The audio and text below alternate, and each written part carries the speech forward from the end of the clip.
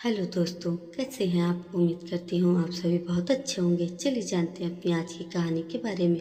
पत्नी बार बार माँ पर इल्ज़ाम लगाए जा रही थी और पति बार बार उसको अपनी हद में रहने को कह रहा था, लेकिन पत्नी चुप होने का नाम ही नहीं ले रही थी और ज़ोर ज़ोर से चीख चीख कर कह रही थी कि उसने अंगूठी टेबल पर ही तो रखी थी और तुम्हारे और मेरे अलावा इस कमरे में कोई नहीं आया, इसलिए अंगूठी हो ना हो माँ जी ने ही उठाई होगी। बात जब पति के बर्दाश्त के बाहर हो गई तो उसने पत्नी के गाल पर एक जोरदार तमाचा दे मारा। अभी 2-3 महीने पहले ही तो उनकी शादी हुई थी, इसलिए पत्नी से तमाचा सहन नहीं हुआ।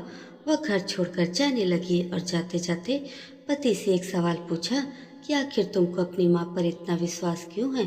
तब पति ने जो जवाब दिया था, उस जवाब को दरवाजे के पीछे खड़ी माँ ने सुना तो उसका मन भर आया। पति ने पत्नी को बताया कि जब वह छोटा था तब उसके पिताजी गुजर गए थे। तब माँ मोहल्ले के घरों में झाड़ू पोछा लगाकर जो कमा पाती थी उससे ही एक वक्त का खाना आता था। माँ एक थाली में मुझे खाना परोस देती थी और एक खाली डिब्बे को ढककर रख देती थी और मुझसे कहती थी कि मेरी रोटियां इस डब्बे में हैं, मैं बाद में खा लूँगी, बेटा तू पहले खा ले। पर मैं जानता था कि माँ मुझसे झूठ कह रही है, इसलिए मैं भी हमेशा आधी रोटी खाकर कह देता था, माँ मेरा पेट भर गया, मुझे और नहीं खाना। माँ ने मेरी झूठी आधी रोटी खाकर मुझे पाला पोसा और बड़ा बड़ा किया है।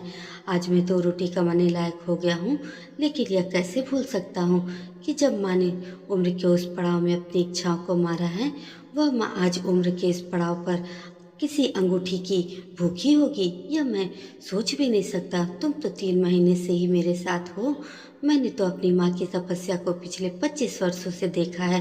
यह सुनकर माँ की आंखों में आंसू छलक उठे। वह समझ नहीं पा रही थी कि बेटा उसकी आधी रोटी का कर चुका रहा है या वह बेटे की आधी रोटी का। अपनी माँ के लिए अब मैं और क्या ही बोलूँ। दोस्तों, कहानी पसंद आई हो तो एक लाइक ज़रूर करिएगा और मेरे चैनल को सब्सक्राइब भी कर दीजिएगा। धन्यवाद।